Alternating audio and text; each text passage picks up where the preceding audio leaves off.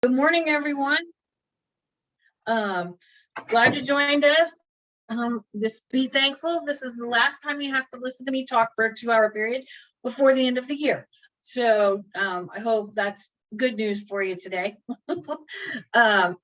So what we are going to cover today is attendance tracking, benchmarks, breaks in training, and IEP modifications. We have a lot to cover today.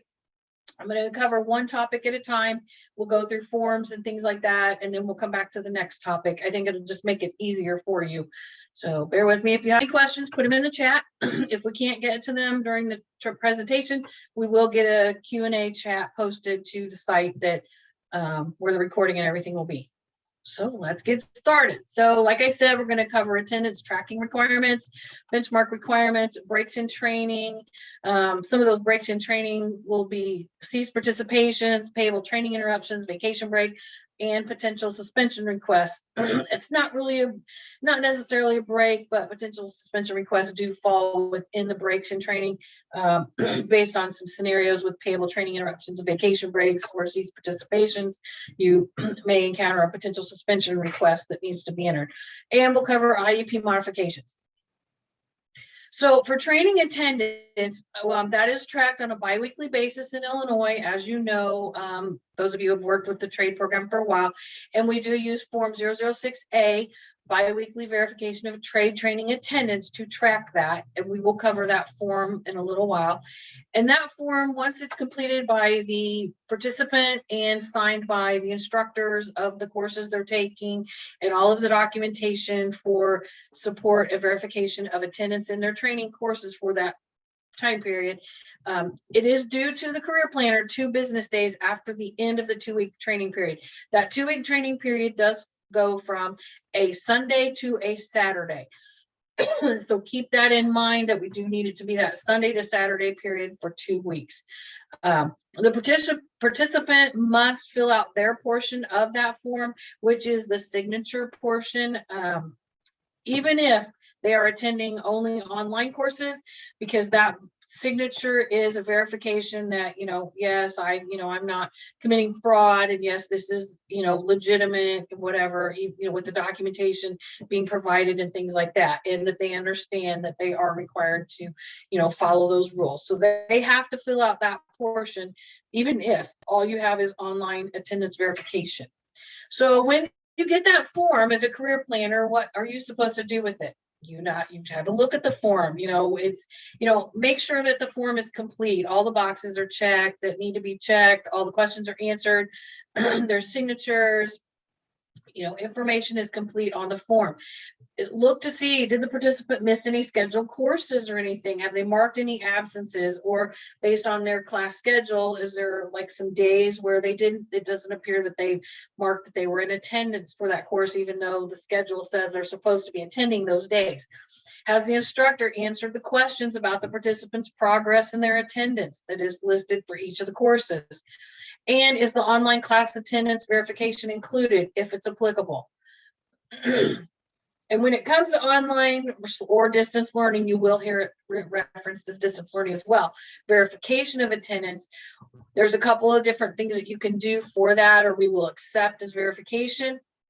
Some people can get the actual instructor signatures on the forms and the questions answered about the progression of the participant and the attendance, but other methods of verification of online attendance, and it has to include this required information that we have listed here. It can't just be some generic thing. It's got to have this information. An email from the instructor. Those are one of the best methods of verification. Has to be a legitimate email. We have seen cases where someone just copied and pasted information and it really wasn't a legitimate email from an instructor. So, it has to be an actual legitimate email. So make sure of that. It needs to have the participant name. It needs to have the course name and or number. And it needs to have the 2-week period that's being verified. And it needs to answer the following questions. Has the participant attended all scheduled classes? These are those questions that are on the actual Form 006A. Is the participant successfully progressing through the listed course? And if the instructor answers no to either of those questions, there must be an explanation provided as to why they answered no. If you can't get the instructor email or the instructor signature on the forms, we can accept a training institution printout from some electronic system. It must contain it. It's not supposed to be contact. It's supposed to be contained the required information that we have below. Participant name. We must be able to identify the course name and number, and some sort of a verification of logins, any grades they've received, or any assignments completed. So those we have to have. Regardless of online attendance, we still need the biweekly form that's signed by the participant and the online attendance attached, verification attached. So keep that in mind. I know we've had situations where people were attending online and the career planner didn't think the form 6A was required. Yes, it's still required because the participant has to sign that document. So when you get your training attendance forms in from the participants, enter a case note. You need to enter them when those biweeklies are received. And there's different case note types that you will enter based on what that attendance sheet shows. You've received an accurate attendance sheet with no absences. And we have some case note samples, and you'll see that in the instructional document as well. This is what we want to see. The received attendance for finals week. Finals weeks, the participant may or may not attend all the classes during those 2 weeks. They may attend the first week because all their finals are the first week, or they may attend the second week. So, there is a special thing for finals weeks because those are based on the academic calendar of the training institution. So it does factor in when you're putting in your breaks for payable training interruptions. So keep that in mind, and we'll cover that later. You've received attendance with absences for failure to attend all training classes or other training activities scheduled by the training institution. The participant has missed a class for some reason, they were ill or some family thing, or they just didn't go to class.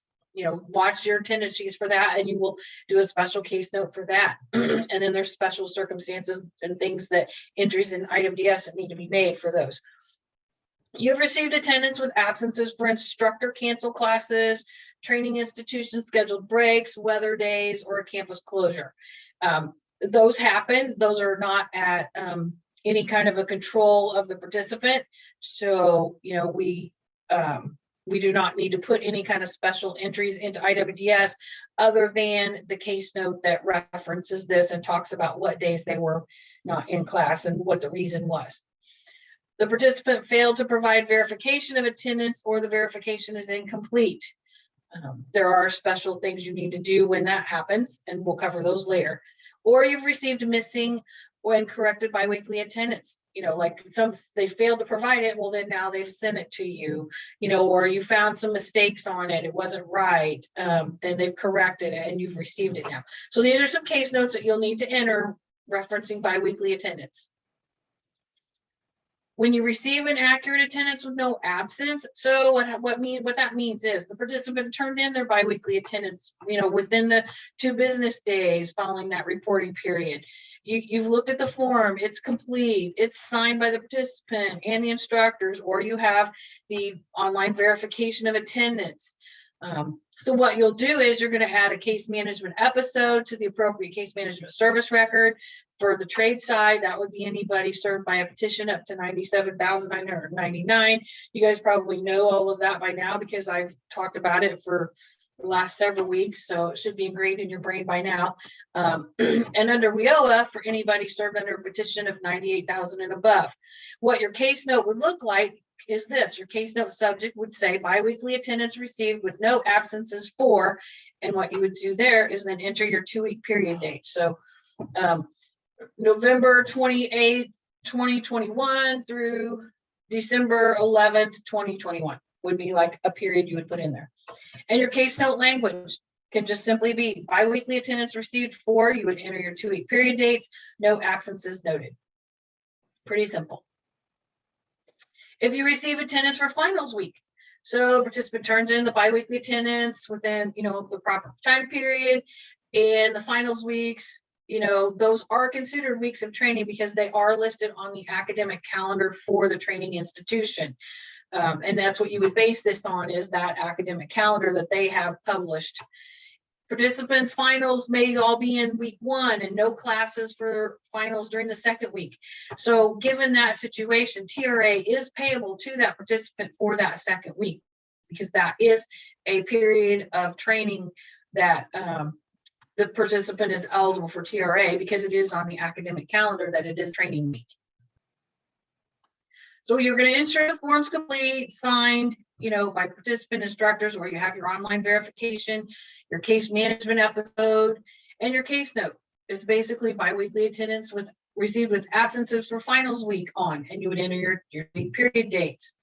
So the case note language is going to just simply add participant missed classes on, and you enter the dates that they did not attend classes due to finals weeks. So it's very simple. It's pretty basic. Nothing special about it. If you receive attendance with absences for the participant's failure to attend all the training, they've turned it in, you've noticed there's absences for whatever reason, it's their fault that they missed the class, then your case note, you're going to enter, case note subject is basically the same for most of these, with a few little extra words. You're going to enter biweekly attendance received for your 2-week period dates, and you're going to say with absences. So what you'll put for this one is that the language for the case note, biweekly attendance received for your 2-week period dates, the participant missed classes on, and you enter the specific dates of the missed classes or the period of dates they missed classes, and you put for, and you enter the reason why they missed classes, were they ill, whatever. If they don't identify that on the form, then you need to contact them and find out why they missed the class. And for this instance, you will have to enter a ceased participation in the system, and you will note that in your case note. A ceased participation has been entered for the missed classes, and we'll cover how to do those later. So when you're entering that ceased participation status record, your reason that you're going to pick for that ceased participation is failed to attend all training classes or other training activities scheduled by the training institution. Your start date for your ceased participation and end dates are the days or weeks for the period of the absence. So if it's one day, then it would just be the start and end date will be the same day. If it's a period of dates, like 2 or 3 days, you're going to do your start and end dates with the first day of it and the last date of it. And you will also enter a comment in the comment box on the ceased participation status record that describes the reason for that missed class. The ceased participations, there's a whole document on how to enter those as well as a part of the attendance. So you've received attendance with absences for instructor canceled classes, training institution breaks, weather days, campus closure. So these are not anything that is under the control of the participant, but you do need to note them in your case note and your case note subject that you've got absences. Your case note language is going to say classes were canceled on such and such dates due to, and you'll enter the reason for the canceled classes, due to the instructor canceled the class, or, we had an electrical outage at the campus, so they closed the campus, campus-wide closure. No ceased participation is required for this type of absence, but it does need to be noted on the Form 6A, and it does need to be noted in your case notes for this. So if the participant fails to provide verification of attendance, or that verification that you've received is incomplete, then the career planner must contact that participant and find out why the attendance is missing, or why is it incomplete, and they need to work with them to get it completed or to get those missing attendance sheets. And you will add your case management episode just like you always do. And your case note is going to say that the biweekly attendance was not received or is incomplete, so whichever one is the case for the 2-week period dates, and you are going to enter a ceased participation for this also. So you must contact them to get those missing attendance sheets and record any attempts that you make to get those in your case notes. You don't have to do like an additional case management episode if you contact them every single day, but just make sure you document in case notes that you are attempting to contact them to get these particular missing attendance sheets or the incomplete ones to get them corrected. You're going to enter your ceased participation with the reason of failed to provide verification of attendance, if that's what they did. And your start and end dates again, what those are, those will be the 2-week period that is being covered by this attendance sheet. It's not, dates of missed classes, but you're going to cover that whole entire period, the whole 2-week period for those missing attendance sheets. And then you also put a date in your comment box. Now, when you receive those missing attendance sheets or you receive corrected ones, then the process kind of starts all over again in a way. You're going to look at them to make sure they're complete and correct. If they're incomplete or indicate any absences, then you're going to follow the process that's listed in the slides above for, okay, act like it's the first time you've gotten it. And then you're going to start that process from the beginning of that. So if there's an absence, then you go to the one where it says you've received it with absences, you follow that process. And if you receive it and it's correct, then you're going to just, state just like you do if you get it the first time without any absences. Your case note's going to be received attendance for the 2-week period, no absences noted. If you have entered a ceased participation because of the missing, which you should have updated, you're going to update that ceased participation status record comment box, and the comment that you're putting in for today should be above the one that you previously put in. And you're just going to say, received attendance sheets today, whatever date it is, put the date and then say received missing or corrected attendance sheets. That sends IWDS notification that, hey, that we've received them now and everything's okay. They don't have to possibly adjudicate the ceased participation in that case. So what is a ceased participation? What does the trade regulations mean when they're talking about ceased participation, or we hear that term? What the regulations say is a worker shall be deemed to have ceased participation in a training program when the worker fails to attend all scheduled training classes or other training activities scheduled by the training institution in any week of the training program without justifiable cause. So basically the reasons for ceased participation that we have are the participant fails to provide verification of attendance, or they fail to attend all the training classes or training activities scheduled by the training institution. Ceased participations, the timely entry is very important. Entering a ceased participation will stop the TRA payments. And if someone is seriously delinquent in their attendance sheets, you have no verification of whether that participant is actually attending training or not. Without verification of that, without going through a process of contacting the training institution to verify they're attending. So timely entry is important, because someone, if they do stop training, they could have a TRA overpayment back to whatever the last date of their attendance in training was. So please keep that in mind, that make sure you get these entered very timely. And the ceased participation for missing attendance sheets, whatever that 2-week, your 2-week period ends, that 2 business days, that next day, you need to be entering a ceased participation if you've not received that attendance sheet. And be mindful of timely entry of these. Don't wait. Ceased participations are adjudicated by an administrative law judge over at IWDS. And they make the determination on those adjudications. If it goes to that point, they make a determination whether that person should get the TRA for that week or not. And sometimes it goes all the way up to an appeals level. So again, that they could have TRA overpayments, and entering these ceased participations can stop that overpayment potential for a customer. And IWDS is adjudicating ceased participations. They're the ones who are responsible for determining that, because they are the body who is paying the TRA. And that's why they will be making those determinations and doing the adjudication for those. So there's a career plan or follow-up when there is a ceased participation that IWDS does do an adjudication on. You're going to look at IBIS system, the Illinois Benefit Information System, to determine what the outcome was. And once you have that outcome, you're going to enter that in the ceased participation status record comment box, and you'll add a case note describing what that outcome was, and you'll close that ceased participation record. And based on the adjudication, it could impact their training plan.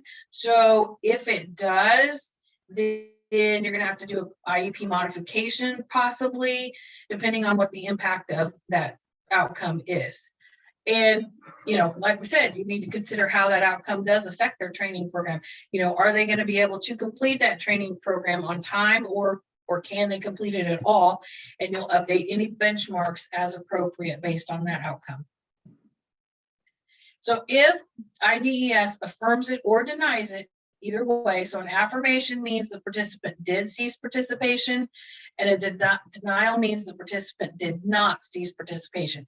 It seems kind of backwards, but when you think of it in terms of, you know, an affirmation is, yes, we agree that, you know, you say they ceased participation. Yes, they did. So you got to think of it that way.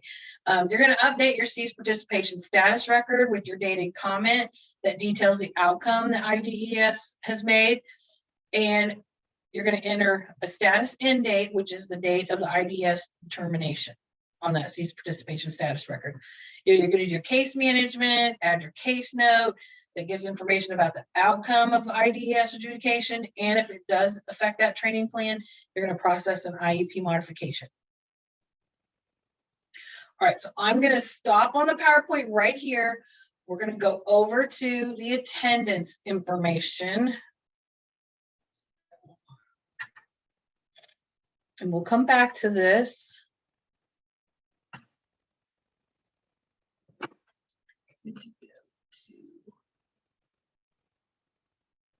As soon as I find it, okay.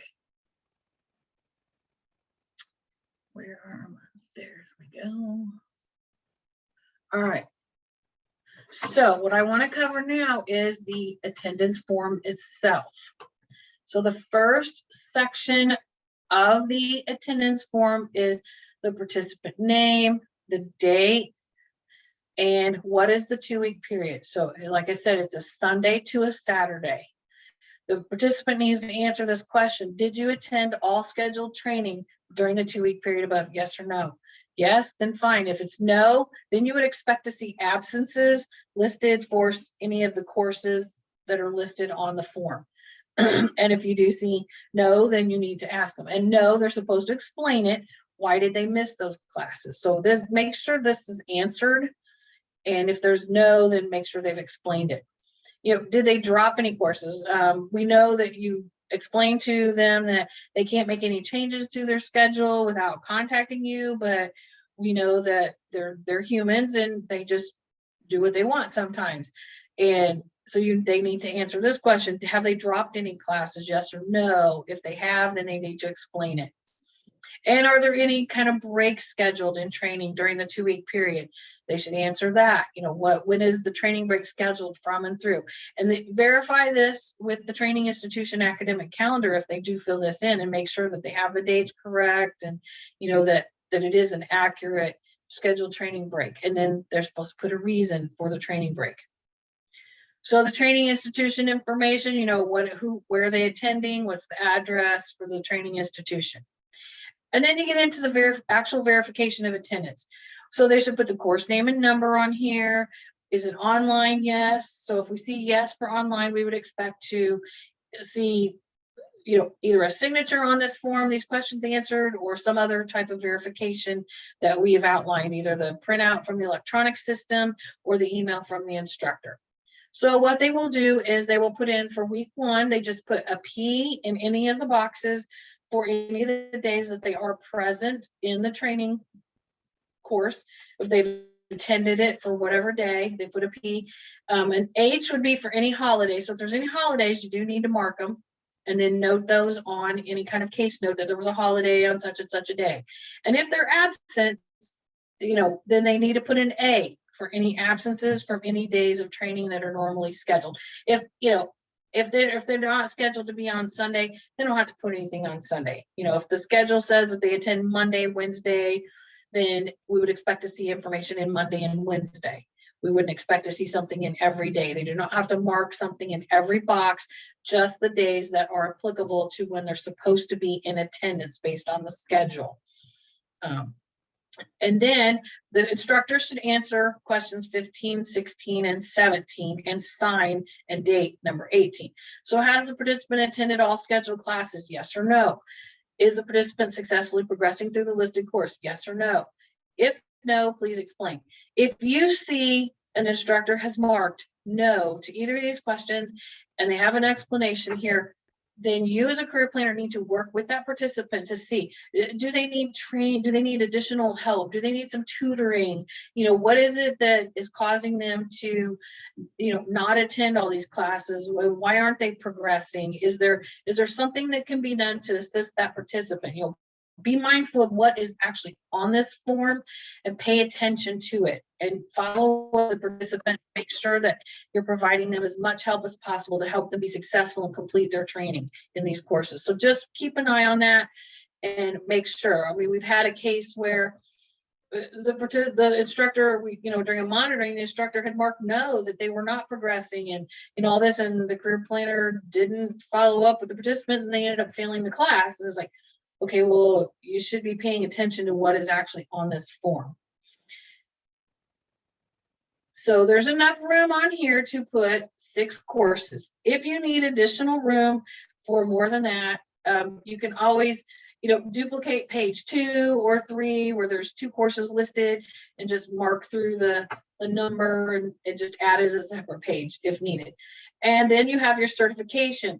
So the participant is certifying that they are agreeing that the above information is correct, no intent to commit fraud, and talks about what happens if, they do commit fraud, what can happen to them, whatever.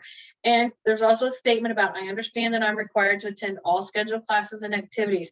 Failure to attend even one class or activity is considered ceased participation and will affect my eligibility for unemployment insurance and TRA and may affect my ability to continue in training. So they're signing this. This is why we have to have this particular portion filled out and signed and turned in, regardless of whether they're an online, on-site, or whatever. This form has to be completed. At least this top part up through like question 11, and at least the signature of the participant. So this has to be completed and turned in on a biweekly basis.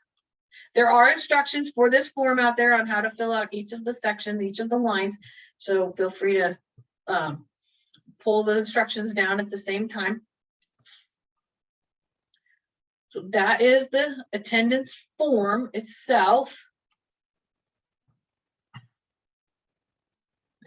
Get my mouse to cooperate with me. So how do you record the attendance in the system? So is it sharing that?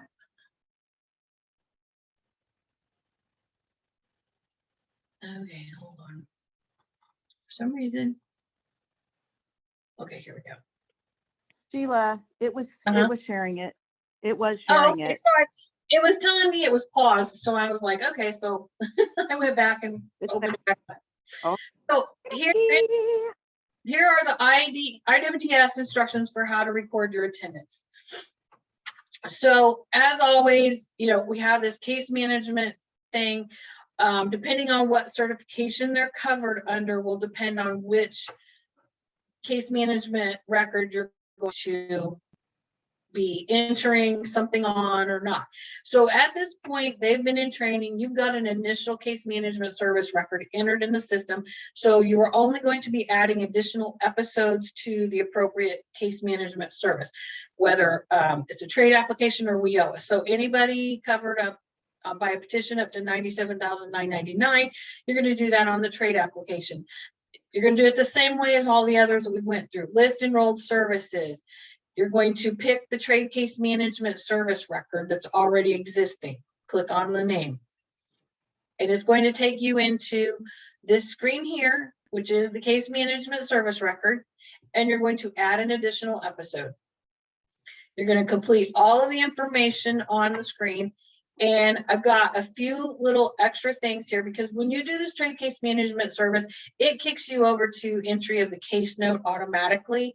So I have the information here about what to do and what the case note subject and case note should be for the various type of attendance records that you receive. Receive it with no absences like we covered. You receive it for finals week. You receive it for failure to attend all training classes. You receive it for instructor canceled classes, institution breaks, weather days, campus closures, failure to provide verification of attendance, or it's incomplete. So those are your case note subjects and your case notes based on those particular scenarios. And once you enter that case note subject and your case note, this is just an example, follow what's above when you're filling this out. You're going to save and return, and it will update your end date for your train case management service. And on the WIOA application for those participants, there's no entry. If you have a participant served by a petition,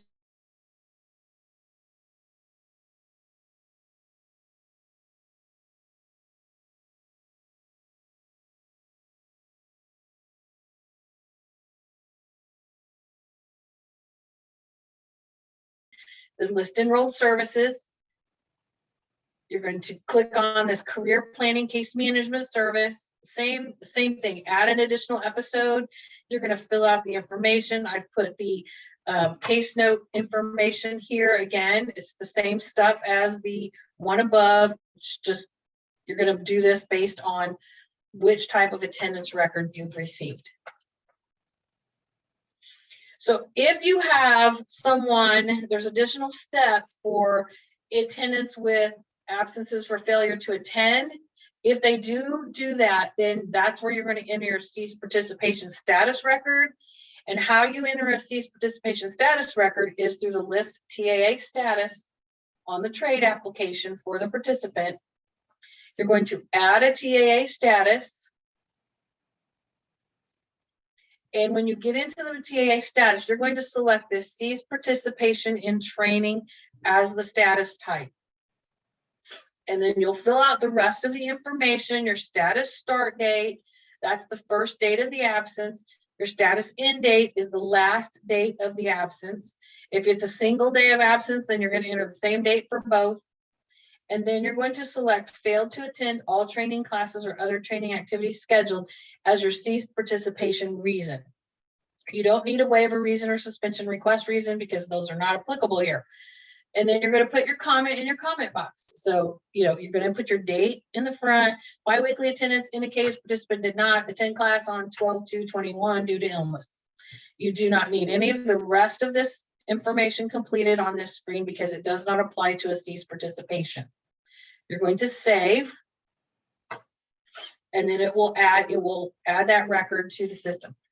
If you get an incomplete attendance sheet or failure to provide attendance, then you're going to do a cease participation status record as well. Same process, list TAA status, click on add TAA status. The only thing that changes is your reason. You're going to still do your cease participation in training as your status. The thing that changes is your cease participation reason is failed to provide verification of attendance. And then here are the two options for the comment box here in this status. So if it's a missing attendance sheet, you're going to put the date that you're entering this. Participant failed to turn in biweekly attendance for the period of da da da da da. If it's incomplete, your comment is your date biweekly attendance for period of da da da da was incomplete due to, and give a little blurb about what was missing, what missing information, what was missing, or what could be verified. And then again, you'll click save.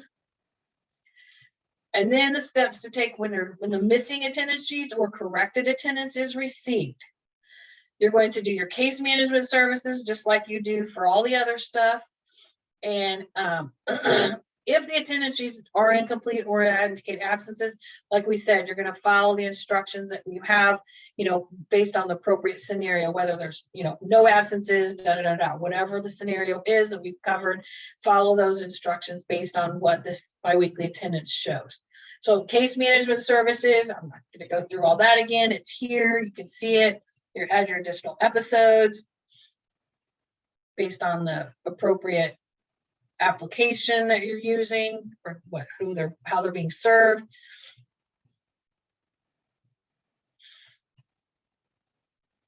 And then under your ceased participation status record that you've entered for that attendance sheet, that was missing or was incomplete, or they, then you're going to go to your list TA status. You're going to click view beside the appropriate cease participation in training status record. Some people have more than one. So make sure you pick the appropriate one that applies to this attendance sheet that you're working with. And when you get in here, you're going to see the cease participation that you've entered. You are going to enter a dated comment and see how I put the date above it. There's, above the comment that I already had in here. And the dates are, don't be all hung up about dates, because, I'm working in the test system and I can only, I couldn't put it as a future date or anything. So just, note that these are just examples. Don't, pay attention to like the specific dates on in here.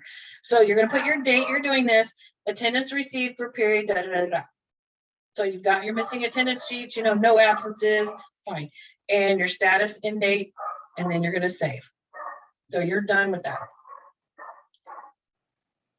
So this is the career planner follow-up to the IDS adjudication, the steps that you will follow once you do get the outcome from IWDS. You're going to update that cease participation status record, just like you did for the attendance things. Make sure you click on the appropriate cease participation, and you're going to put a comment box. You're going to put a comment in this box. Now, I just have an example of the one that I had already shown above, but you put a comment in that's relevant to what you're doing with this record. And of course, your case management, as always, a case management service. And so there's the WEO application. I think that's all that there is for the attendance part for that document. Okay.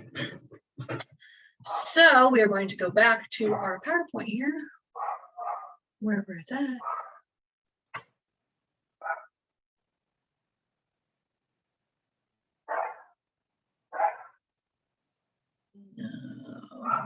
Okay, wait a minute.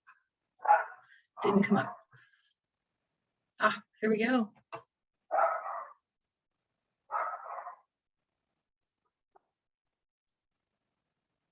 Okay, so now we're going to go into benchmarks. Benchmarks should be established right at the beginning when the participant is enrolling in a training program. It helps to track the progression of that participant through the completion of that training, and that's how you're going to track it. So what is the purpose of a benchmark? They are required by trade regulations, and it is specifically for participants who need completion TRA. When a person initially enrolls in a training program, you don't know at that point if they may need that completion TRA, 2.5 years out from now, or whenever that training program gets to that point. Maybe they've been on a waiver, they've used up some of their TRA, and then the training extends to the point where they need completion TRA. What is the completion TRA is basically it's 13 weeks of TRA that's payable to help that person get through to the end of their training program, and it's payable in the last 20 weeks of training. But that's why we do the benchmarks from the beginning, because at the point when someone has to fill out a completion TRA application, are you going to know those benchmarks all the way back to the beginning of the training? No. So that's why we require them at the beginning, just for the case that someone may need this completion TRA at the end. And the biggest point to them it helps the career planner track that person's progression through their program, make sure they're on track, make sure they're, getting their training, where they're getting their courses in the sequence they need, that they're getting passing grades and stuff like that. So the required benchmarks by DOL, there's 2 evaluation criteria, and they have to be met every 60 days. So you'll see us sending you emails. Hey, this person's due for a training review. The satisfactory academic standing, the person's not on probation at the training institution. They're not at risk of getting kicked out, or by the instructor or the training program. Are they receiving passing grades every term? Are they getting the classes? They're enrolling in their classes when they're offered, are they getting them in the right sequence and that kind of thing? On track to complete the training within the agreed upon time frame. So this is based on the progress of that participant through their training plan. It doesn't look like they're on track to complete by that merit staff approved plan training end date that's entered in IWDS. like we said, you know, they're based on what kind of grades are they getting? Are they getting the right sequence of their classes, you know, that are listed on the tracking form? You know, is the instructor attesting to the fact that they are completing, they're attending and they're getting, you know, they're progressing through the class. You know, so your career planner is going to have to work with your participant, training provider, and possibly the instructors to ensure that these benchmarks are met. These requirements are mentioned in the trade BRO and in the IEP, so the participant should be well aware of them. And on the IEP, there is a section where they sign to agree to abide by those. Hold on a minute, my dog is going crazy. I'm going to shut my door.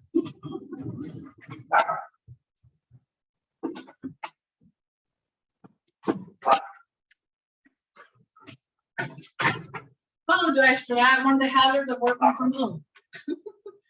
And the career planner must discuss these 60-day benchmark requirements with the participant prior to the start of the training.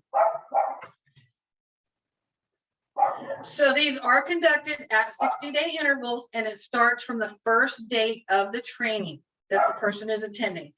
If you do enter a more frequent review than the 60 days, it will reset the 60-day date.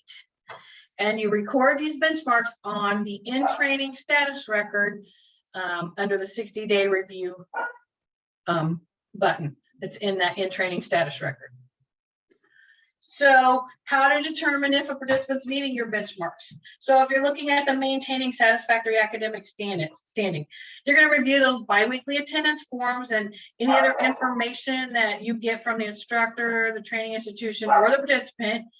And there is room on the biweekly attendance for the instructor to put any comments or concerns. And here's an example of a good entry for a satisfactory academic standing.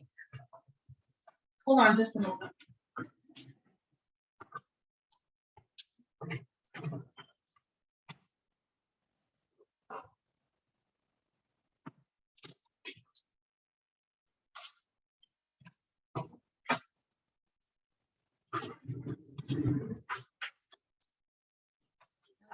I apologize. So if you're looking on schedule to complete the training within the time frame that's identified in that approved training program, as it is in IWDS, that is state staff approved, then again, you're going to include any information from your biweekly attendance forms, the tracking form itself, because you're supposed to, you know, that tracking form, you're going to go through there and put the grades, update grades, and semester that they've taken these courses as they go through that training program. You know, look at your institution's full-time and academic policies. Are they, you know, on track with that? You know, any monthly reviews that you do with the participant and any other information you get. Some of the factors that could affect this are, is the participant dropping or failing classes? Have they switched from full-time to part-time? And, you know, it's going to take them longer to complete the training going part-time. Has the training institution canceled courses or even entire programs? We have seen that happen. Or there could be a variety of other reasons, but just kind of, you know, all of those factors play into whether or not you believe this person, you know, when you're assessing it, are they going to be able to complete within that time frame? And here's an example of a good entry for the on track to complete. You know, it's they're continuing to stay on track. You know, they're progressing successfully. It requires this many credit hours to complete. They've successfully completed this many. Da da da da. You know, and it's a really good entry, and it kind of spells it all out. It tells how we feel like they are going to progress through this and complete. So with benchmarks, there are outcome choices that you can pick when you're filling them out. So satisfactory means they have met the benchmark. Everything's good. They are, you know, going through their program and there's not any issues. And then you have not met. And there's a couple of different ones under not met. So if a person is not meeting a benchmark, then they must be warned, and that's supposed to be warned. Sorry, my typo. They must warn the participant that they could be jeopardizing their eligibility for completion TRA, you know, by failing to meet that benchmark. So that you got to consult with the participant and amend the training program if that's appropriate, or if it can't be amended. And you will select the appropriate outcome. There's two different ones. There's a warning or modification. So the warning means, you know, hey, we're putting you on notice that you're not meeting your benchmark here. So what you have to do when that happens is there's a trade training benchmark warning letter, and I'll show you that in a little bit. You need to complete that and send it to the participant. And the date that you're sending that training benchmark warning letter as you're filling out this benchmark, that whatever date you mail it, that you need to record that as a part of the comment on that particular benchmark note. If the participant previously failed to meet a benchmark and then they fail a subsequent one, and if that training program cannot be modified, then you notify that participant of their ineligibility for completion TRA. And if that participant can demonstrate that they have those financial resources to continue their training, then they could elect to continue the training, but they will not receive any completion TRA payments if it is necessary for them. So you need to let them know that. So not met modification. It still requires the same warning letter be sent to the participant, and you'll put in the date that it was mailed in the comment box on the 60-day review. And then you have to meet with the participants and modify the training program, to, accommodate maybe something that's happened in their life or whatever, if it's possible, and then indicate the reason why the modification is necessary also in that comment box. And then you'll follow the IEP modification process to get state merit staff approval for that modification to that training plan based on this. So if it's not met, no completion TRA. So this is selected if a modification to the training plan is not feasible. So if something happens, that they're not going to be able to complete in the weeks, or something's happened and there's no way that they can complete this, and there's no way to modify it to allow them to complete within the time frame that they have, the allowable training weeks, or for whatever reason, then that's what you would select. That also requires the entry of a potential suspension request status. And the reason you would select would be not met, no completion TRA. We will cover potential suspension requests later. We're going to cover a little bit today, and then we're going to cover them a little more at the next training session. So when you do have this situation, then the career planner prepares the trade potential suspension letter, form 003C, and you send it to the participant. This does require state merit staff approval through the IEP modification process. And then IWDS gets notified of this potential suspension request status through a nightly report to them, and they will make that final determination if that participant will meet the qualifying requirements of completion TRA or not. And the participant always has appeal rights to those decisions like that. Additional benchmarks are required at the end of each term for each participant. We do see that this is one area that does not get completed on a regular basis. So we are reminding you here now that we do need these additional benchmark reviews, even though you may have done one like on 12-2, then as soon as that participant completes that semester, you will need to enter a new one at the end of that term that indicates the grades the participant received, and that's not supposed to be grants, that's supposed to be grades. And just enter both benchmarks, basically telling us what they're on track to complete, academic standing, give us the grades, and anything like that. But the grades are the most important part that need to be included in that. And then if necessary, you follow the steps on the previous slides based on the outcome of the 2 additional benchmark reviews.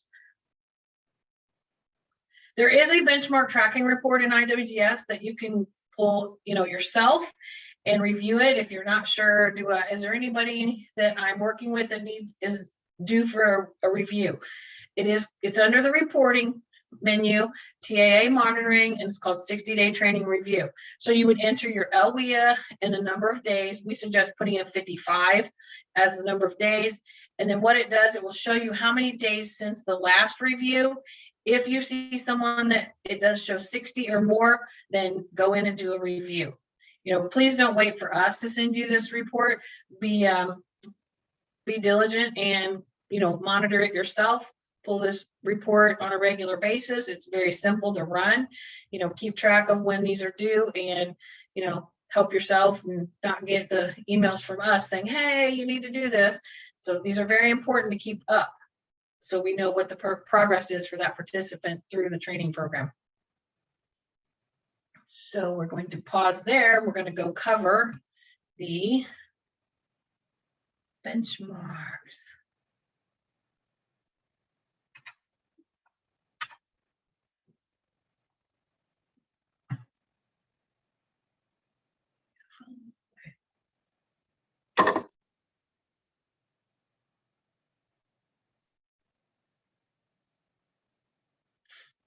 Okay, can everyone see the recording benchmarks?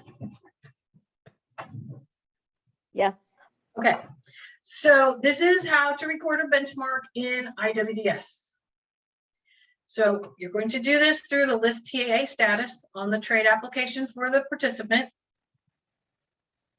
And you're going to click view beside the in-training status record.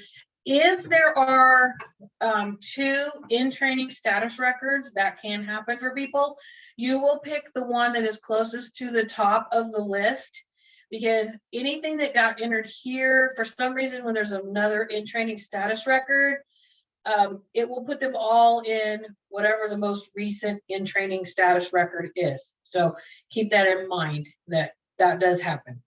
So you'll click view beside that, and that will take you into the screen of maintain TAA status of the 60-day or the in-training status record, status in training. You're going to click this 60-day review,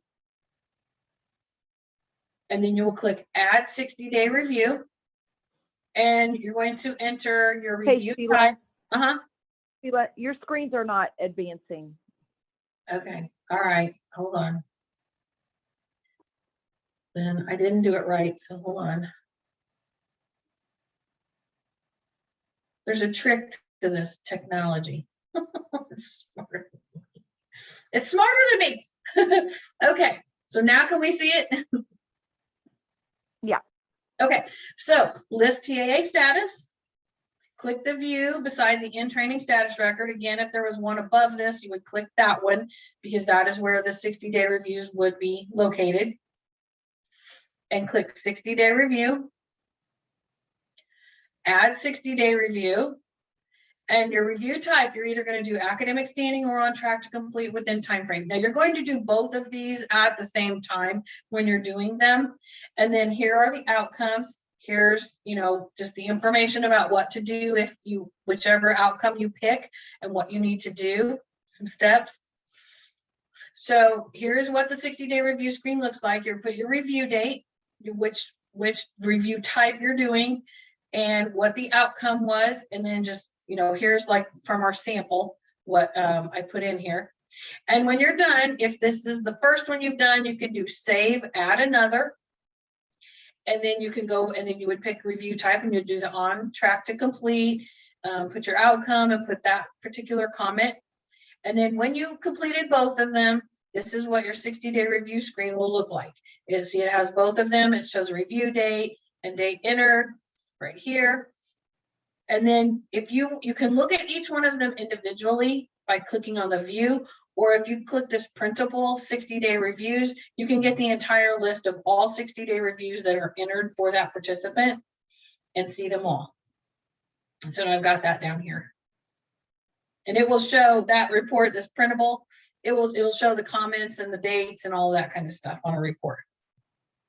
And you're going to add your case management services like you always do for anything you're doing related to case management type services for participants when you're working with them or putting, doing anything like this, because these benchmarks are a case management activity. And then here are the additional steps if you do have a not met, no completion TRA outcome. This is, process an IEP modification for state merit staff approval for the potential suspension request. You're going to fill this form out, the form 3C, and do this potential request status record. This is how you would enter that. You're going to go to list TAA status, add TAA status, and you're going to select potential suspension request as the status reason, and you're going to put your start date. This will not, the importance of entering these timely is very critical. The status start date for a potential suspension request, the system will not let you put a date prior to today's date, whatever date you are in there entering this. So please be mindful of that this is critical for these entry dates for potential suspension requests. You're going to pick benchmarks not met, no completion TRA, and right here, participant failed to meet 2 benchmarks, training plan cannot be modified. And that is really all you need to fill in for this, your comment box, this, and these 2 lines, because the rest of it does not apply at this point. Your status end date, you will put in later once you get the outcome from IWDS adjudication for this potential suspension request. You'll save it. And this is what it looks like once you've entered it. And you see it has a pending approval status. So that tells you that you must get merit staff approval for this potential suspension request and follow the modification process for that. That is the benchmarks. Now I want to go and get, okay, I want to show.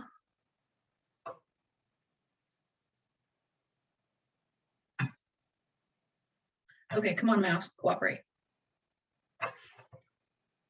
Okay, I want to show you the benchmark warning letter. So what it is, you put your date that you're doing this, your participant information, dear so-and-so.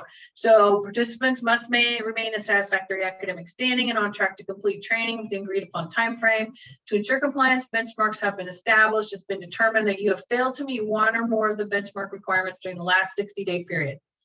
So this letter is written notice of your first failure to meet established benchmarks. So the first failure of them to meet one of these benchmarks, and you would mark which one. Okay, and you send this out, please contact your career planner at such and such by a certain date. Okay, and then if they, there's a whole process, like if they don't contact you, things like that, or then if they miss they have a second failure to meet the benchmarks, then you would mark this one. And then at that point, that is when you go into the potential suspension process if they fail to meet the 2 benchmarks. And that's where with the process we just saw, where the completion TRA is not, they may be jeopardizing their eligibility for completion TRA at that point because they have not met these benchmarks, because these are required in order to receive TRA. So, document when this is sent, case noted, also put it in your 60-day review comment box, but this is the letter that you would fill out.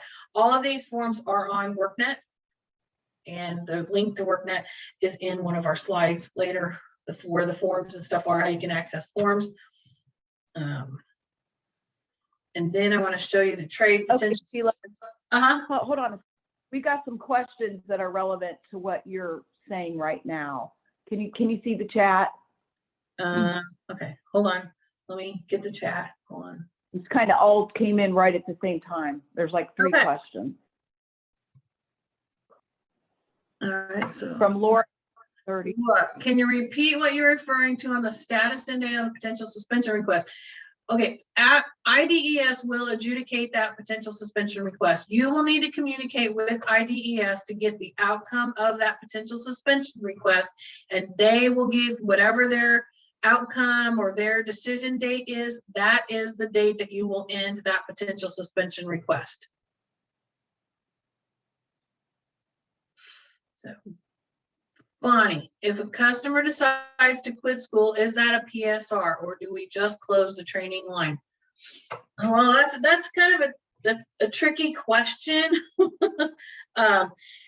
You should put in a PSR if you find out that person has quit training. There is an option. One of the potential suspension request reasons is that they fell below full-time quit training. So you should enter that.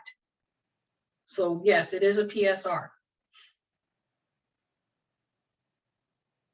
Do the 2 benchmark failures refer only to the same semester or any semesters throughout the program?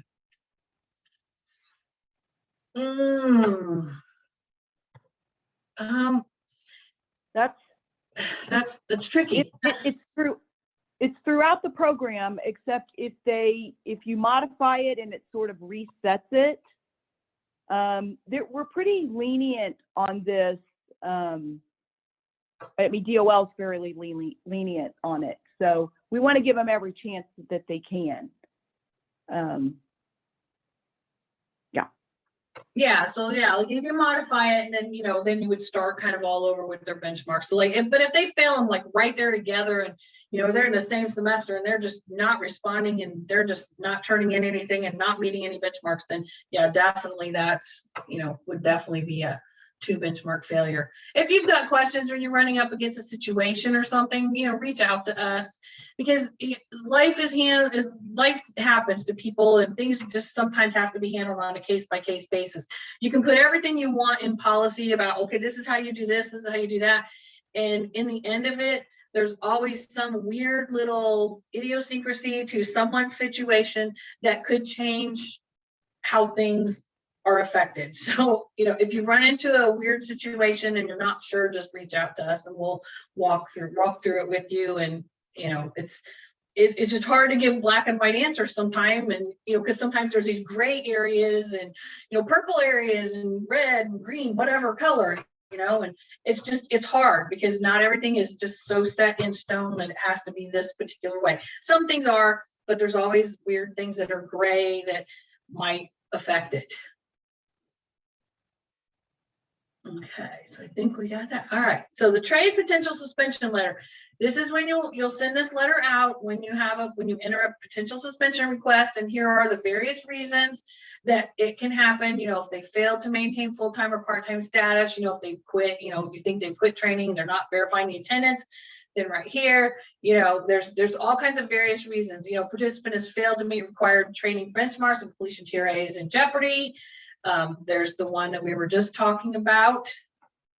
So this, and document when this was sent to the participant in case notes, and anything, whenever you're working with someone and you have situations like this, the case notes are so critical to keep updated, and all information that you can put in there about any of these situations is very helpful to us and anyone else who's monitoring that file. And it also can help you later down the road so you remember what happens, because I certainly can't remember some things that happened yesterday, so I'm not going to remember what happened with this person 2 years ago or something like that.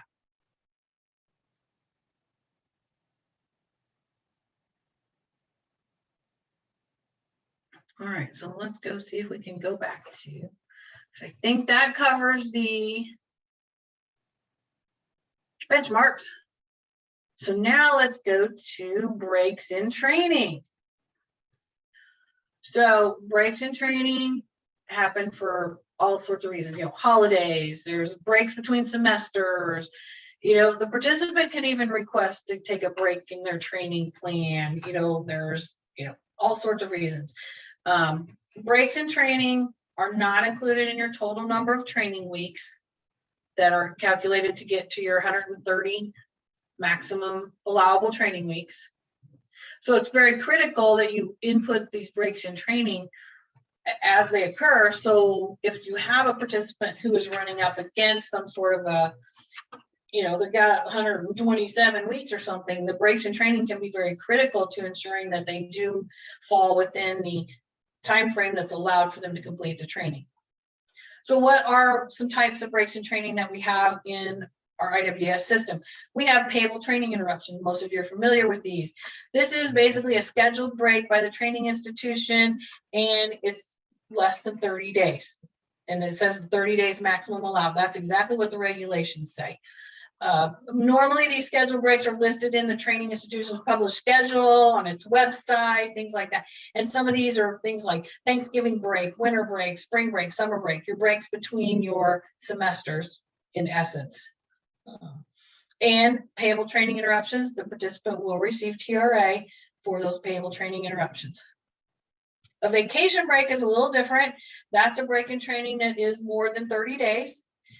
TRA will not be paid for these, and their HCTC, healthcare tax credit, could be, their eligibility for that may be impacted by a vacation break.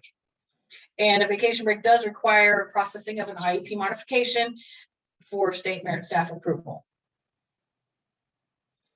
Both of the statuses, both PTIs and vacation breaks, get transmitted to IDS on a nightly report. Timely and accurate entry is so important for these. This ensures there's no TRA overpayments for somebody. You know, if they're going to take a vacation break, it's important to put a vacation break in versus a PTI, because otherwise they would have a TRA overpayment once they get past that 30-day window. The allowable training weeks are tracked, you know, and not exceeded by the entry of these PTIs and vacation breaks. You know, that allows you to help keep track that they don't go over those weeks. And the PTIs are entered under the list enrolled services on the trade application for the participant. It's a little different. It does show up in both the service and the status screens, but they are entered on the services side. And vacation breaks are entered under the status side. So it's under the list TA status on the trade application. A little bit different. So how do you determine if a break is within that 30 days? So the regulations say that all calendar days beginning with the first day of the training break. So if the semester for the college is done as of the 10th of December, that's the last date on the academic calendar for classes, that training break starts on December 11th. That's the first day. Classes are going to resume January 10th. The end of the break is January 9th. That's the last day of the break.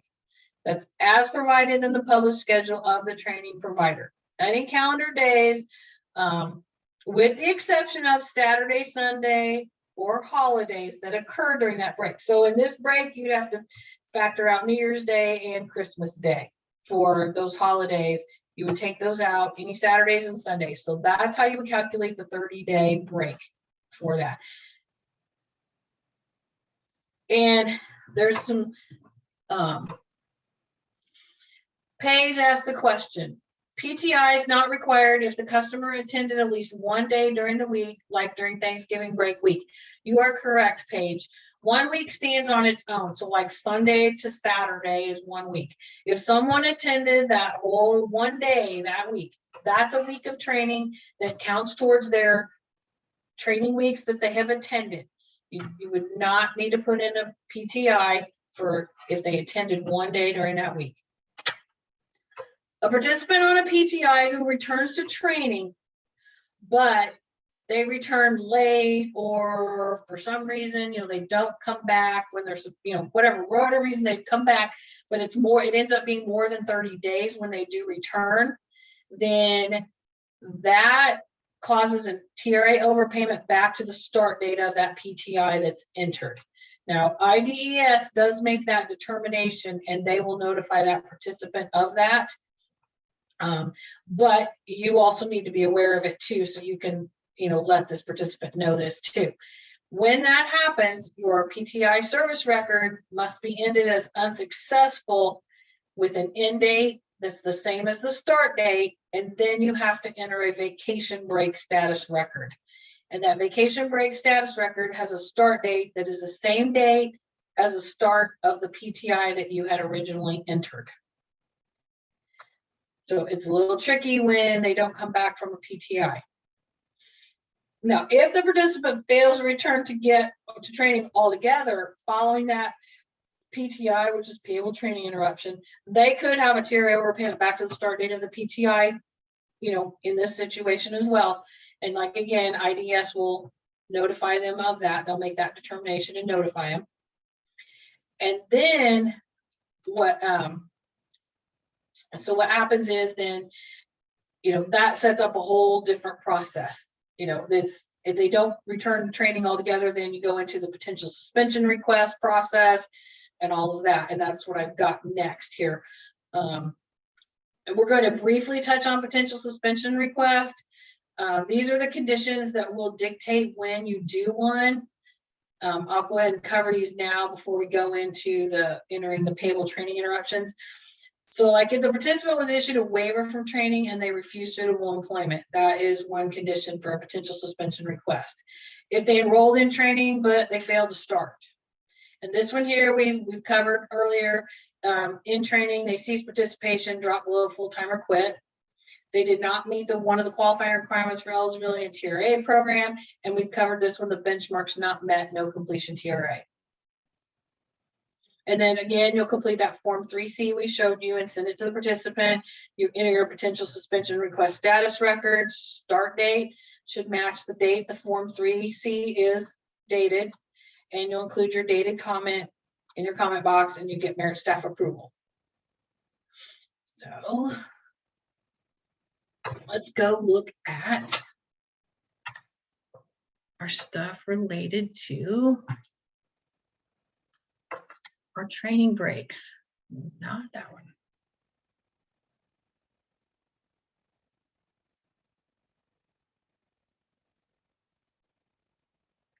Here we go. I might be figuring this technology out now. After how many weeks? Okay, to record your breaks in training, so we're going to first cover the payable training interruption. You're going to go to your list enrolled services on your application menu for the trade application.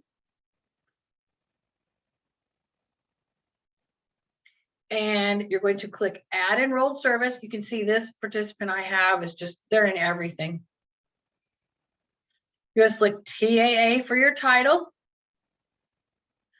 And you're going to select job training and put the start date. So that's the first date of the payable training interruption, and click next.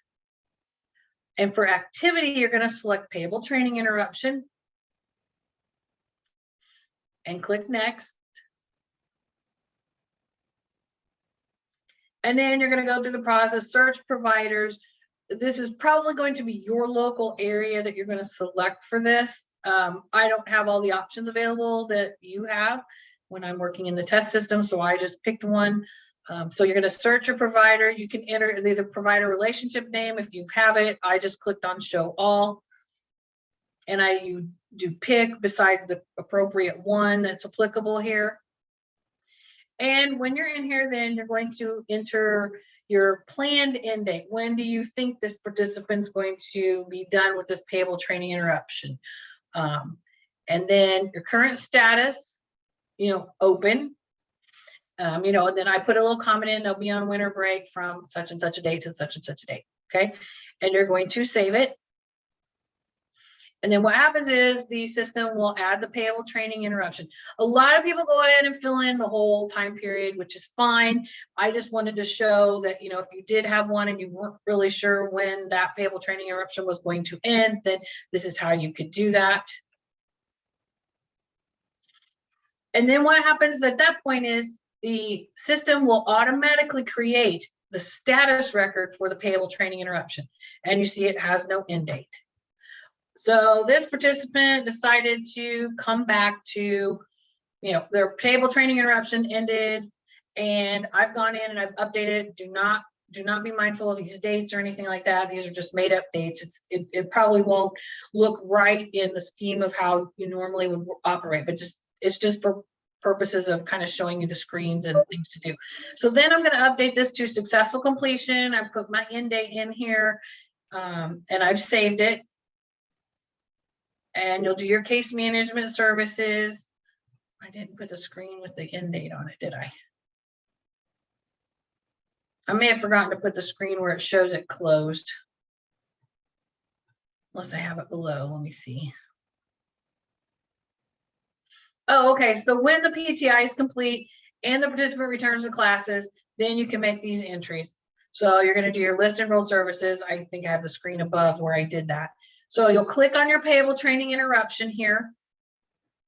If you've done it where you left it open at the beginning, otherwise you would have just marked it as successful completion and put in your dates. So then you mark it successful completion, save it. And then you see here that on the status record, then it does update that date as well. I had to put in this date. It wouldn't let me do some sort of, I don't know, it wouldn't let me do something when I was doing this, but it does put the end date on both the status and the service side of things.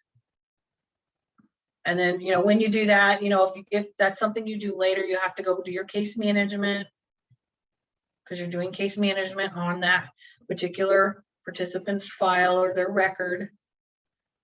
I mean, if you do the whole payable training, and if you know the winter break is from this date to that date, then great. You can put that whole period in and then, do a successful completion and, have it all closed. You don't have to go back and do the extra step of, putting in the end date later. But it's just if you don't know what the end date is going to be, but you believe it's going to be less than 30 days, then you could leave it open. So if they return, but it's more than the 30-day maximum, like we said, that requires the closing of the payable training interruption, unsuccessful, and entering the vacation break. So this is how you'll do that. Your PTI service record, you're going to go in and mark it as unsuccessful. Participant did not return to training within the 30-day maximum allowed, and you're going to save it.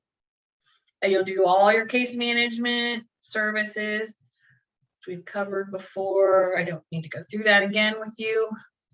You're probably sick of hearing about that part of it. I know I am. You're going to enter your potential suspension request.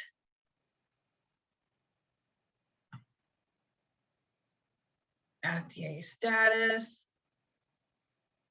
Why do I have this in here? I might have messed this document up. This is the in-training cease petition drop below full-time. Okay, and then you're going to do your vacation break. That's right. That's right. I'm sorry. So your vacation break is under your list TAA status. I'm sorry, I'm confused today. Add TAA status. And this is where you're going to enter your vacation break. So your vacation break is your status. You're going to do your status, start date and end date. I couldn't put in, I don't know, something with my dates. I couldn't put in the dates I wanted. So just be mindful your dates will be different. And I put in here the participant did not return to training after payable training interruption due to family illness, whatever the reason was. So I put in the vacation break, save it. I mean, that's maybe not the reason. You'll do your case management services by adding your episodes. And the vacation break does require merit staff approval. So keep that in mind when you enter a vacation break.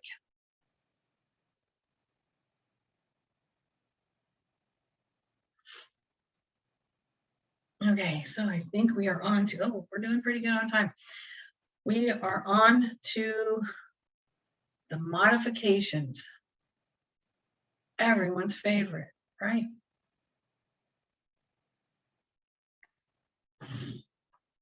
Okay, we have a couple of questions here. Carmela, just for clarification, one is not qualified if they're attending training part-time. For TRA, if attending part-time training, potentially that is true, Carmela, if depending on which certification they're served under, and IWDS makes all of those determinations. I know that under 2021R, they can attend part-time training and potentially be eligible for TRA, but that all those determinations are made by IWDS. Under 2015, which is the previous law that we've been operating under, the part-time training, they are not eligible for TRA. You're correct. But we don't advise on TRA to the participants. We direct everyone to IWDS to get the determination for that, because they are the ones who make those official determinations, and we will not make any determination on whether someone is qualified or not for TRA here at DCEO. So IEP modifications they're required when any possible thing changes in that participant's training plan. That could be, there's so many things that can cause a modification. Absent any extenuating circumstances, which in these cases is basically equitable tolling, then amendments to the training program and along with state merit staff approval, they must occur before any new service is provided or new training service started, whatever, any new service begins, and before the participant finishes the originally approved training program and prior to the originally scheduled date of completion. So whatever that date that's planned in date in the system that has been approved by merit staff, you need to process that modification with plenty of time to allow approval by state merit staff before that date. So keep that in mind. Those have to be done. So If someone does modify for a training program, then the combination of the time they've spent in any training so far and any amended training plan, all of that combined time cannot exceed that time limit of 130 weeks, no matter what, so just, be mindful of that. If someone needs to amend their training program for whatever reason, you cannot go over that 130 weeks, and the time that they've already spent in training does count towards that. So if people return to work while they're in a training program, it can be suitable or non-suitable work. They still can continue in that training program, and they can do it either full-time, part-time, as long as they are still able to complete that training within those allowable 130 weeks, and they can still meet those benchmarks, meet satisfactory benchmarks. So they are allowed to do that. If someone does return to work and they're still in training, the career planners need to inform those participants that if they decide to continue or complete that training program, if they become reemployed, that their eligibility for TRA and HCTC could be affected. So they need to know that before they choose to cease participation in training or continue training. If they cease participation because they've gotten suitable employment and their work schedule or whatever just doesn't allow them to continue the training, at some point down the road, they may be able to resume that training plan, but they still have to meet those 6 criteria of training at the point that they come back to resume that plan. And as long as they can still complete it within the remaining training weeks that are allowable and available to them. So they can cease and come back, but 6 criteria still have to be met at that point that they come back, and they still have to meet the allowable training weeks. So for an IEP modification, what's required? The main thing you have to do is you have to complete this IEP modification form. It's the Form 14A. If you're invoking equitable tolling, that means a modification is requested after the fact, and you must provide justification for invoking equitable tolling. That is one of the first things on the modification form, and we'll cover the modification form here in a little bit. So what kind of IEP modifications are there? On the actual modification form, we have these various types. There's waiver changes. You can have a criteria change, a date extension to a waiver. The waiver revocation requires a modification. They're adding additional services, they're adding remedial services, prerequisite, they're adding, travel, they're adding, any kind of other service that is available to them under trade. You're ending services, the training service is ending, you're ending the travel, you're ending whatever services they've been enrolled in. You need a date extension, they need to go into another semester to continue their training, to finish it. They couldn't get the courses they needed during the semesters that they've been in, whatever. They can switch to a new training program. So this training program they just weren't going to be able to finish it for whatever reason. They can switch to a new training program now under the new rules. There's a change in cost for whatever reason. That could be a tuition increase, tuition decrease. Books were higher. Transportation is higher. Transportation's lower. Whatever reason, some sort of a change in cost. A change in full-time or part-time status. They were going full-time, now they're going part-time. They were part-time, now they're going full-time.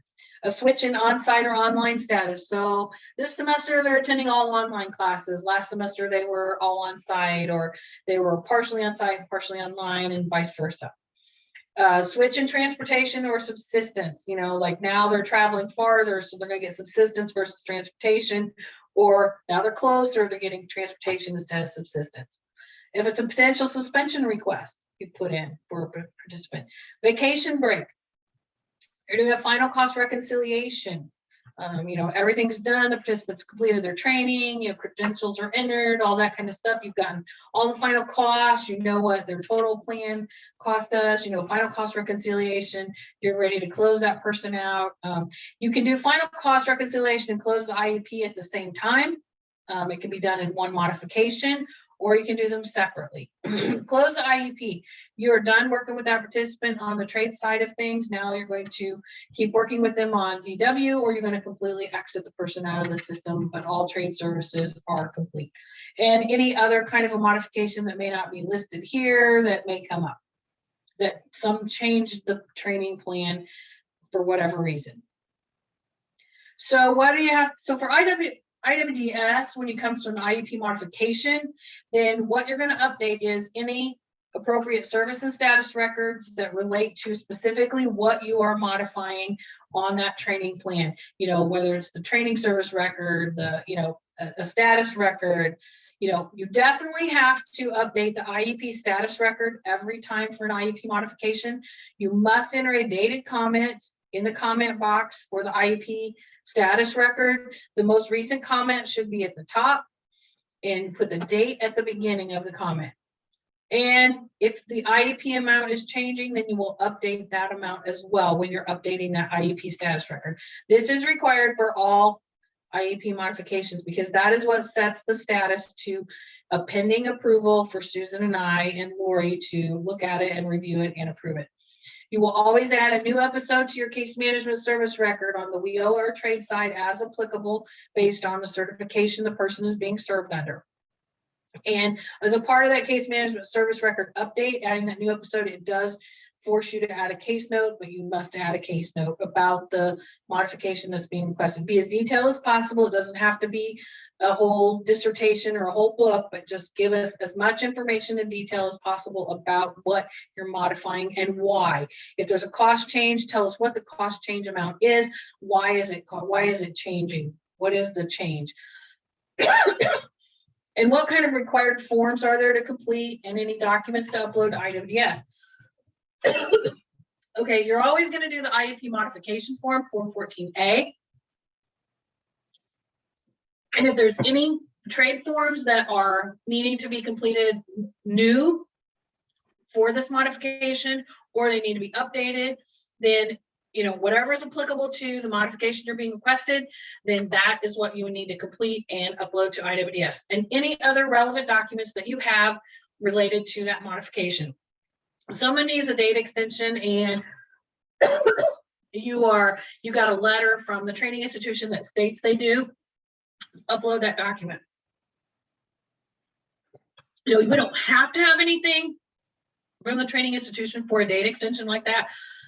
But if you did receive something and that's what caused you to do this modification, upload it. I'm sorry, got a tickle in my throat. So what criteria need to be in place for amending a training program? Whenever you're requesting an IEP modification, you must ensure that these criteria are still being met. Criteria 1, and these are not the same numbers as the initial 6 criteria for training. These are just the 4 criteria when you're doing a modification. So there's still a reasonable expectation of employment following the completion of the training. The training continues to be reasonably available to the participant. The participant continues to be qualified to undertake and complete the training, the amended training, and the amended training continues to be suitable for the participant and available at a reasonable cost. So those are not the original numbers of the 6 criteria initially for training, but these must be met for an amended training program. Oh my goodness, I'm sorry. So if you have an end of training modification, so following successful completion of a training program, you know, your IEP status, training, travel, or other service records could potentially remain open for a period not to exceed 90 days if you have anticipated future services under those particular service records for those 90 days. After 90 days, then they need to be closed and ended, because DOLs says that if someone is not receiving an active service for 90 days, they need to be exited. And ending services, you know, needs to be completed in a timely manner, because that ensures accurate reporting to DOL for what is happening with those participants. If a participant does complete their training as state merit staff approves, so they end on that planned end date that we have approved in the system, then that's a successful completion, even if that person does not pass some sort of an exam that goes along with that, no, not an exam that completes their training, but if there's an exam in addition to their coursework and their training at the training institution, and there's an exam like CDL exam or something, just because they don't pass that exam does not make that training unsuccessful. It is successful if they complete as it was state merit staff approved. They complete the whole CDL training program, but they don't pass the exam to get their license, it's still a successful completion. Because the exam is a completely separate thing. If they don't obtain a credential or something or gain a certification from it, but they do complete the training as we've approved it, that is successful. Keep that in mind, because we're trying to make those adjustments in our system and make sure that we're ending those the correct way. So closing the IEP, once you're done with all trade services for the participant, there's no anticipated future services, then the IEP must be closed. It is an IEP modification when you do this, and if you need to do a final cost reconciliation at that time and it's necessary and hasn't already been completed, then you can include it with this modification for closing the IEP. Oh, blank screen. So where are the forms? Here's how you can get to the forms. You can get to them through ePolicy, or you can go to WorkNet site right here. Always check the WorkNet site for the most recent version of the forms. I believe this link takes you to this WorkNet site. So just always check that. The Form 14A, which we're going to cover today, I'm hoping to send it to them to get uploaded today, along with the updated instructions for it. So if you have any modifications later today or after today, please go get that new form. Again, I want to reiterate, we're still seeing emails that are not being sent to all of us regarding trade. If you are communicating regarding a trade matter or trade participant, anything regarding trade, always send it to Susan Boggs, myself, and Lori Graham, so that one of us, because especially now with the holidays coming up, one or two of us could be out potentially, and someone can handle your question at that point if necessary, because one of us should be in the office at all time. We're available to answer questions. Under weird circumstances, none of us may be available, but generally, in 99.999% of the cases, one of us is always looking and available to answer questions. So always include all of us on everything, even response emails, reply emails. If someone has responded to you on a question you've asked, always reply to all so that everyone can see the communication and keep informed about what's being said and what's been processed so far. Any emails regarding trade grants go directly to Crystal. She is our trade grant guru. Always include your clear subject line with your LWN number, the purpose of the email, participant name, and do not combine information in emails for multiple participants. It should be for one participant only on those emails. Helps us to find them later if we need to. Here's your trade contacts. Please email us with any questions. That way we have a record of what we have said, and we can communicate that information out to everyone in case it is information that is beneficial to everyone else. And we all see what has been communicated. Here's the trade IWDS contacts, their main phone number. So upcoming training that we have left, January 6th, we are going to cover potential suspension requests, job search, and relo. On January 11th, we're going to do credential and measurable skills gain, exiting participants, and we've added success stories to this one as well. On January 13th, we're going to cover your TAPR and GRS entries and reporting, appeals, fraud, overpayments, and monitoring. We will be sending out invites to this January 13th event to the fiscal staff at the LWDS. If you want to forward the invite to your fiscal staff now, that would be great. We do want the fiscal staff at your LWDS to be present for this January 13th. This TAPR GRS will be very important for them to hear and be a part of. And if there's any additional training that's needed, reach out to us and let us know. We'll put something together if we can. And training recordings and presentations and materials are going to be posted right here where all of them are. I believe they're by dates or by, each presentation has its own little section along with the documents. But please be mindful, any forms that are posted out there, do not use those on a regular basis. Those were just for information while we were doing the training. Always go to WorkNet for the actual forms that are in existence and available to use for now, because that's where we will update the forms. We will not update this site with updated forms as they are updated. We will only update WorkNet. So that one, I want to cover another form here. I don't think okay. Got a couple more documents to go through.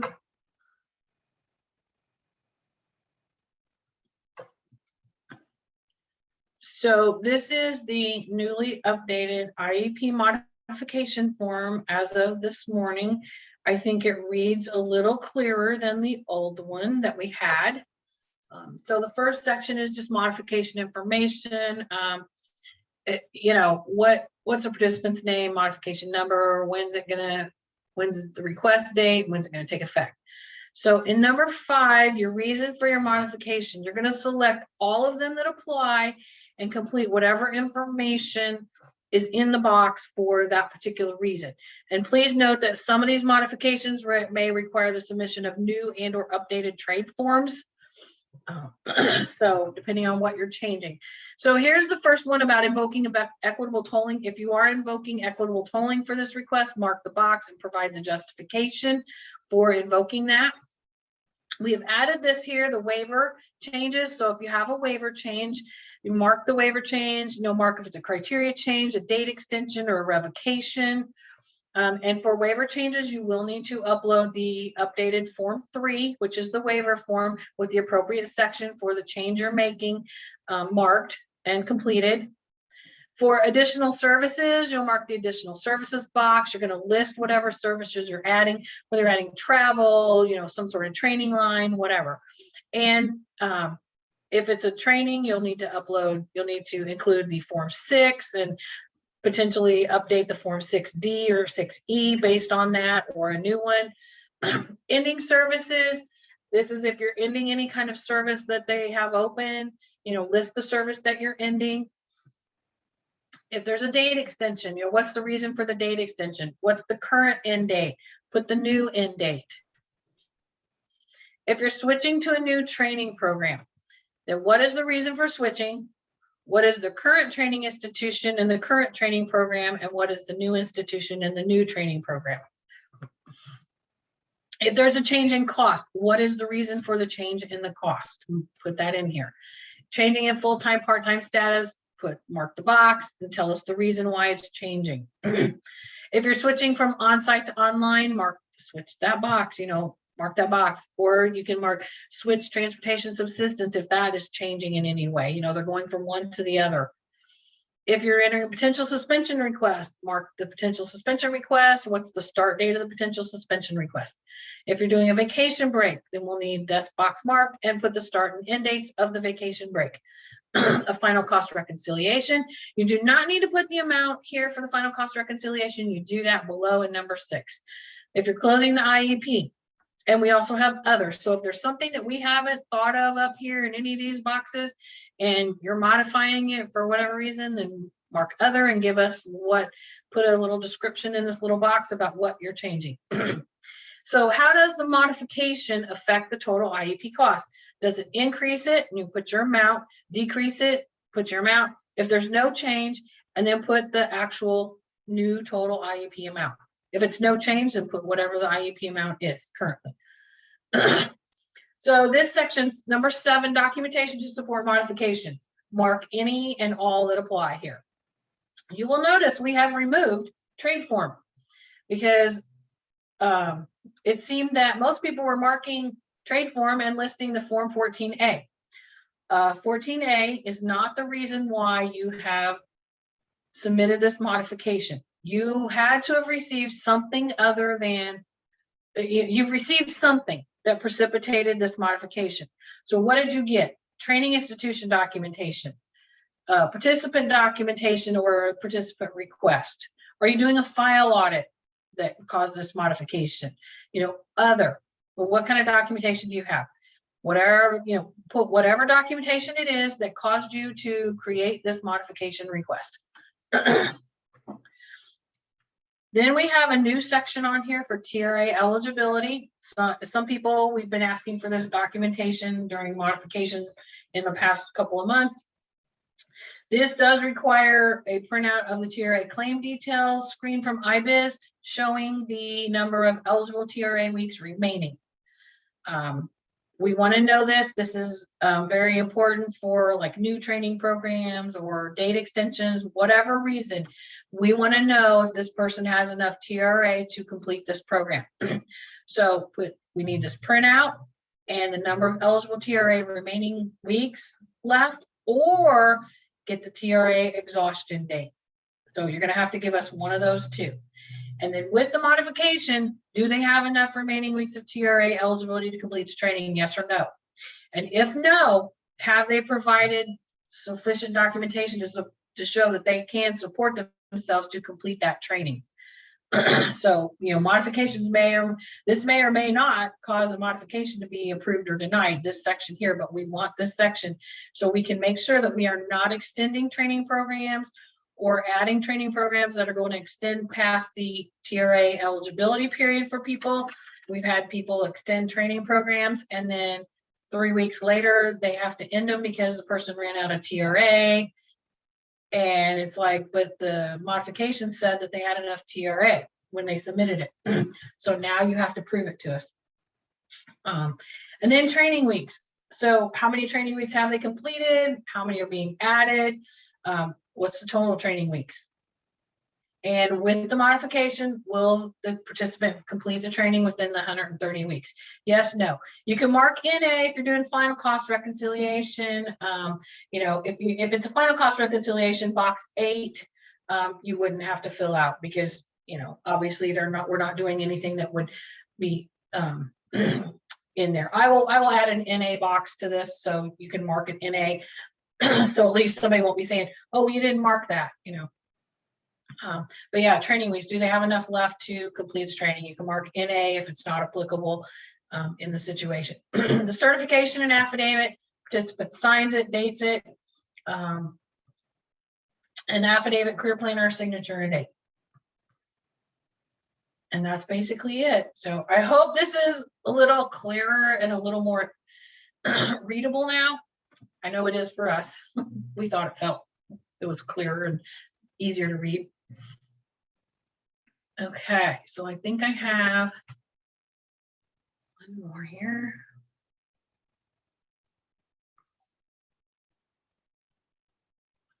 So this is the IEP modification instructions for IWDS. Of course, you're going to complete your Form 14A. You're going to add your case management services just like you always did for all of these things.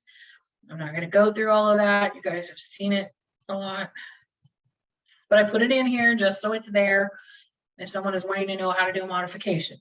So you're going to update your IEP status. That is a critical point.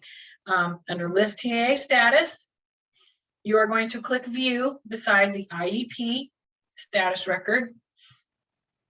And when you're in here, you're going to put a comment in this comment box. The most recent comment should be put at the top. So, IEP modification to, and you put your reason for the mod and your details, usually put them in, you'll need those in a case note. So you can put see case note dated such and such for details. That's as simple as you have to be. You don't have to put the whole case note in here. You could be just as simple as this right here. We don't need any more information on that, but we need to know what case note are you referencing, for this modification. If the IEP amount needs to change, then you need to update this amount right here. And then you click Save. And when you do that, that sets it to a pending status, pending approval status that Susan and I will go in and approve at that point.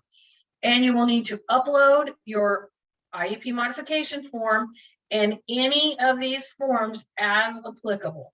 Okay, so if you're changing the waiver, you're going to need the waiver form. If it's a training enrollment, you know, a new one or something, you're going to need a 6. If you're changing transportation, you're going to need the Form 5.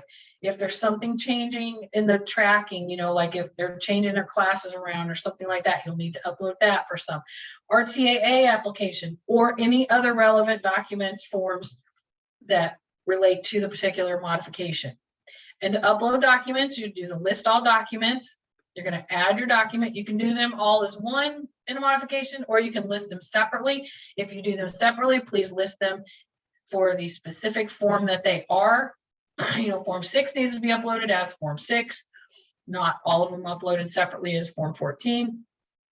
You're going to click Browse to find your document, and you'll go find it, and then you will select from the type. This is the pull down menu for type. So it has all of the forms listed. Just be mindful that you're picking the correct one if there are multiple copies of that particular form.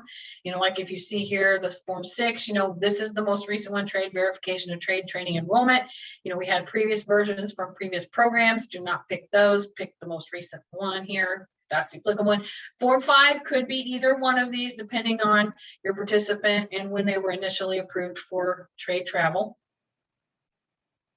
And then you're going to send your email to State Merit staff with, you know, IEP modification approval, or list the reason for the modification, the participant's first name, last name, and the AWIA. You know, can we have an IEP modification approval for? What's the reason for? And then include any of these items below that are applicable for that particular modification. Justification must always be included. And then here's what State Merit staff's going to do. We're going to look at everything, send you back anything that we think is an issue or needs to be corrected. Once you've corrected all of those, we're going to review those. And if everything's okay, we're going to approve it and send you back an email that it's approved. If it can't be approved or it's denied, then we're going to direct you on your next steps to take. So that process up there is everything that has to happen for every IEP modification. The next part of this document is, in addition to the steps above, complete the following steps for each type of IEP modification. So if you're adding additional training services, you will also need to add a new training service record for that, whatever type of training you're adding. I've got notes in here how you can find the specific instructions for the type of training being added and follow those instructions on how to add those particular things. This document would have been so massive if I included all of that information. You guys have this information available to you. You should have these documents. You can go find them and look on how to do these particular entries. For ending a training service, we've got the instructions for what you need to do. In the training service, is successful or unsuccessful based on the circumstance of the participant. You know, did they complete it? Did they not? Travel is always entered as successful completion, even if this training service record is unsuccessful. There's very limited circumstances where the travel record would be listed as unsuccessful. So, you know, please mark it as successful, even if this training is ended as unsuccessful, because they did complete the travel portion and they got paid for whatever travel they did attend. So that is successful. Date extensions, you know, you're going to update your training service record, planned end date, update your benchmark, you know, on track to complete for the not met modification, provide a justification for that extension. You know, switching to a different training program, there's several steps you have to do there. You know, your new Form 6, you know, your new Form 5, the tracking form needs to be updated, your case note, enter your new training service record. If someone is switching to a different training program, or they're in a current training program and you're adding a different one that starts maybe in January, when you are submitting an IEP modification for that, do not end the current training status service record, the service record for that training that they're currently in, until after Merit staff approves the new one. Because if you end the current one, it will send, it'll create a status of client completed training. And we do not want that, because it sends a notification to IWDS that they no longer have to pay TRA for that person because they're done training. So just keep that in mind when you're doing something like that. You've got a current training service record and you're adding another one for a different program and you're going to end the old one. Do not end it until after we approve the new one. And we will tell you, you know, okay, you can end the old one now. Just we had that happen just about a week ago. Just wanted to remind everyone of that. You know, if it's part-time distance, you know, add that. If changes in cost, you know, if, you know, you need to update your Form 5 for that, you know, you can enter a new service record for that or update your tracking form, whatever the change in cost kind of thing is, depending on what the change is. Full or part-time status, your potential suspension request. Then we have Chapter 9, potential suspension request policy. And we will also have an instructional document for potential suspension requests too. Switches to online on-site, final cost for RTAA. Then we have the RTAA, ATAA instructions document. And if you have any other modification other than what's listed, then contact us and we'll tell you what steps you need to take to complete that. And I have one more document I just wanted to briefly go over here because I don't think I've covered this yet. Why won't it let me do that? Okay.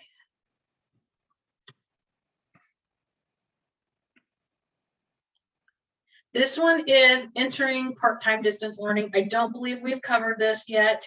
If someone does switch, you know, to part-time distance, then, you know, your modification form needs to be completed and you'll mark the switch in online on site and, you know, do your modification for that. Update your status record, your case management. I wanted to get to the part where you actually do the entry of those particular indicators. You know, upload your documents. Okay, so if you're entering a part-time indicator, they're both done in the same location on your application menu for trade for the participant under list part-time distance learning. And you're going to add a part-time distance learning. And when you get to the screen, you're going to select either part-time or distance. In this case, we're doing part-time right now. So part-time and your start date, what the start date of that part-time training is, and your status is yes. And then you'll click save. And this is what shows up on that part-time distance learning screen. For distance learning, you do the same thing. Add part-time distance learning. You just pick distance learning instead of part-time. Your start date and your status of yes. And this is what it looks like when they're both in there. Do your email, and then we will do those steps. Okay, well, I think that's all I have today. I know there's probably some chat questions. I apologize. This is horrible. Okay. So I know we only have a couple more minutes here. If someone is on a current waiver and it gets down to 30 days or less to their training start date, do we submit the IEP mods in the waiver? Yes, Mike, go ahead and enroll them in training. Get them enrolled in training if you're within 30 days of the start date of the training. So that's what you would do. You would do the IEP modification to enroll them in training. Here's what you would do. You would submit IEP. Okay, Lori. Okay, Lori answered that. So yes, use the most current IEP modification form. I should have this version uploaded today. If as long as David Garvey is available to upload it, I will send it to him as soon as we're done here and ask him to upload it. So we'll get that out there for you today. And so thank you all for attending. I want to wish all of you a Merry Christmas and a Happy New Year. So you can be thankful now. You don't have to listen to me until January 6th again. But I hope you all have great holidays and you're able to spend it with family and friends and enjoy the time. And if you have time off, enjoy that. So I think that's it. So Kirsten, did you have anything you wanted to add? I don't. I just wanted to say happy holidays to everyone as well. And thank you so much for joining us. And we'll get these uploaded to the website, the recording and everything as soon as possible. And then we will see you on the 6th. Yep, we will. Thanks, everyone.